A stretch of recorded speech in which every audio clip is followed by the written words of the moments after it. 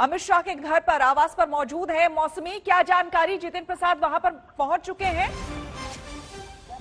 जी, आपको बता दें कि जितिन प्रसाद अपने घर से निकले थे। डिफेंस कॉलोनी में उनका घर है और वो सीधे अमित शाह के अभी आवास पर मौजूद है। अपनी गाड़ी से वो यहाँ पे लगभग 3 से 4 मिनट पहले पहुंचे हैं।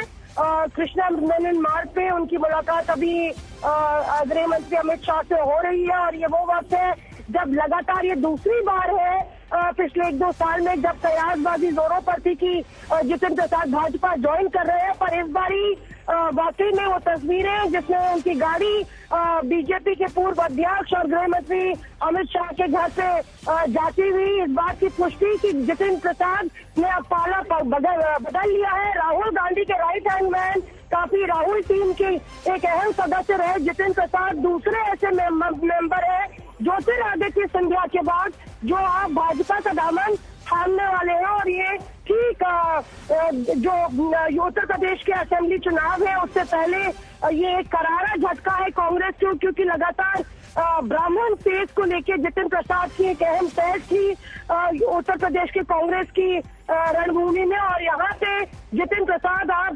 भाजपा के नारे को बुलंद करते हुए नजर आएंगे। तो देखना होगा कि आखिर प्रियंका गांधी वाड्रा जिनके पास उत्तर प्रदेश की कमान है वो कैसे देखती है। पर मुझे लगता है किसी भी वक्त अब जितिन का काफिला बाहर निकल सकता है और सीधे कूच भाजपा दफ्तर की ओर। बिल्कुल, चूंकि आप अच्छी पकड़ रखती हैं इधर मौसमी कांग्रेस की हलचलों पर और उस बीट पर, आपसे जानना चाहेंगे ऐसे कई नेता हैं, जब ये जितिन प्रसाद का नाम ही सामने आ रहा था और भी कुछ नेता हैं जिनका नाम सामने आ रहा था, क्योंकि एक लंबी लिस्ट अब तैयार कांग्रेस के अंदर हो गई है जो कि असंतुष्टों की लिस्ट है। उसमें सचिन पायलट भी शामिल थे, उसमें आनंद शर्मा भी शामिल थे। तो क्या कांग्रेस क्या मना पाने में अपने नेताओं को, सिपह सालारों को क्या असमर्थ साबित हो रही है, ये मान लें हम?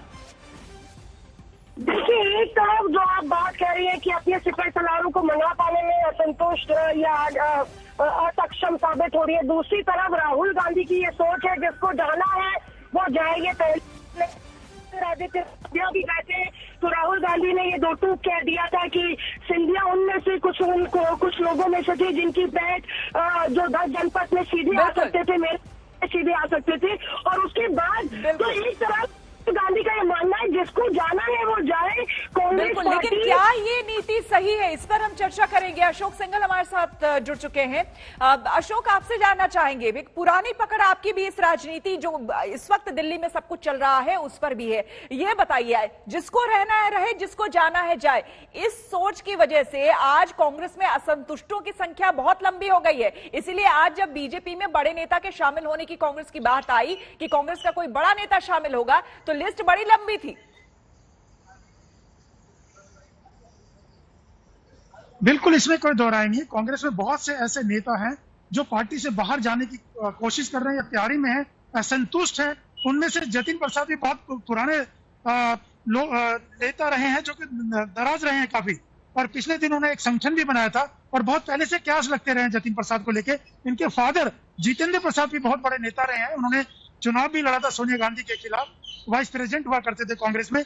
लेकिन कांग्रेस में ऐसी सिर्फ जतिन प्रसाद नहीं, और भी बहुत से नेता हैं, चाहे यूपी की बात करें, चाहे हरियाणा की बात करें, जम्मू कश्मीर की बात करें, तमाम राज्यों में ऐसे नेता मिल जाएंगे जो कि कांग्रेस की कार्यप्रणाली, राहुल की कार्यशैली से काफी नाराज है और गाय बगाए सामने भी आते रहते हैं। लेकिन बीजेपी ऐसे नेताओं की तलाश में रहती है, चाहे वो पश्चिम बंगाल हो या बाकी राज्य हो। अब क्योंकि यूपी में चुनाव है सर पर, तो और जतिन प्रसाद ब्राह्मण चेहरा है बहुत बड़ा, उन्होंने काफी काम किया है ब्राह्मण जो कम्युनिटी है उनके बीच में, तो बीजेपी को ऐसे नेता की तलाश थी जो कि चुनाव में फायदा हो सके। और जतिन प्रसाद की छवि काफी अच्छी रही है, वो यूपीए में मंत्री भी रहे, एमओएस रहे हैं मनमोहन सिंह सरकार के अंदर, तो काफी लो प्रोफाइल नेता है, लेकिन काम जमीनी तौर पर काफी किया और पिछले काफी दिनों से संतुष्ट थे। और ये गाय बगाए उनकी सब चीजें सामने भी आती रहती थी। और इतना ही नहीं, और भी बहुत से नेता हैं जो कि मौके की तलाश में हैं कि कांग्रेस से कब वो बाहर जाए और बीजेपी या दूसरी पार्टियों में जाके शामिल हो जाए। बिल्कुल, इस बीच हिमांशु, आपसे समझना चाहेंगे कि जितिन प्रसाद ही वो नाम सामने आया है अब फाइनली, जो कम से कम तस्वीर अब कम से कम क्लियर हुई है, साफ हुई है। ऐसे में बीजेपी की अगर ओर से देखा जाए तो मिशन 2022 यानी कि मिशन 2022 उत्तर प्रदेश चुनाव, ऐसे में एक बड़ी कामयाबी के तौर पर बीजेपी का इसे हम देख सकते हैं।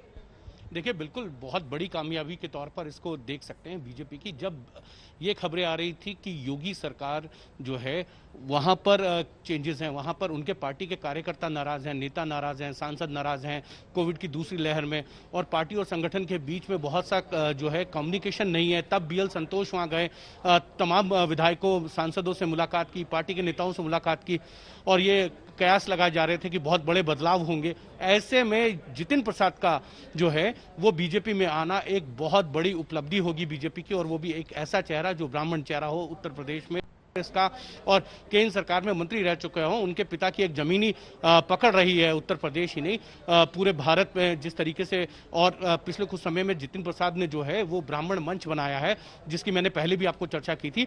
तो ये तमाम इस तरीके के चीजें हैं जो जितिन प्रसाद के लिए और बीजेपी दोनों के लिए बहुत फायदेमंद है। और अब देखना यह है कि जितिन प्रसाद को बीजेपी में आने के बाद क्या जिम्मेदारी दी जाएगी, क्योंकि उत्तर प्रदेश चुनाव जो है श्वेता वो 8 महीने दूर हैं। ऐसे में जितिन प्रसाद का उपयोग कैसे पार्टी करेगी, क्योंकि 2022 का चुनाव बीजेपी को उत्तर प्रदेश में जीतना है। आप देखिए, पिछली बार भी जब 2017 में विधानसभा चुनाव हुए थे, तमाम पार्टियों के नेता जो हैं छोड़कर बीजेपी में आए थे, और बीजेपी की जो जीत थी वो उस तरीके की जीत थी जो पिछले 4 दशकों में शायद जो है वो किसी को नहीं मिली होगी उत्तर प्रदेश में। तो इस तरीके की जीत का जश्न मनाया था, और इस बार भी बीजेपी चाहती है कि उसी तरीके की जीत जो है उनको मिले। और इसीलिए आप देखिए कि सबसे बड़ी सेंध जो है उन्होंने कांग्रेस में लगाई है जितिन प्रसाद को जो है बीजेपी में शामिल कराकर, और अभी चुनाव दूर है, और ये कहा जा सकता है कि आने वाले दिनों में इस तरीके के बड़े चेहरे जो हैं दूसरी पार्टियों से भी जो हैं वो बीजेपी में शामिल होते हुए आपको दिखाई देंगे। और लेकिन सवाल वही है कि क्या इन लोगों की जरूरत तब पड़ रही है जब 5 साल सरकार चला चुके हैं। योगी आदित्यनाथ पार्टी के एक ब्रांड है, आप देखिए हर जगह चुनाव प्रचार में जाते हैं, लेकिन अगर इन नेताओं को लाकर बीजेपी को शामिल कराना पड़ रहा है और चुनाव की स्ट्रेटेजी से देखें तो एक फायदा तो है, लेकिन क्या इन उधार के लोगों को लाकर एक बार फिर से बीजेपी इस तरीके की जीत चाहती है? तो कहीं ना कहीं ये जरूर है कि बीजेपी में भी अंदर खाने की चर्चा है कि कहीं ना कहीं जो नुकसान हुआ है उसकी भरपाई इस तरीके के नेताओं को लाकर की जाए,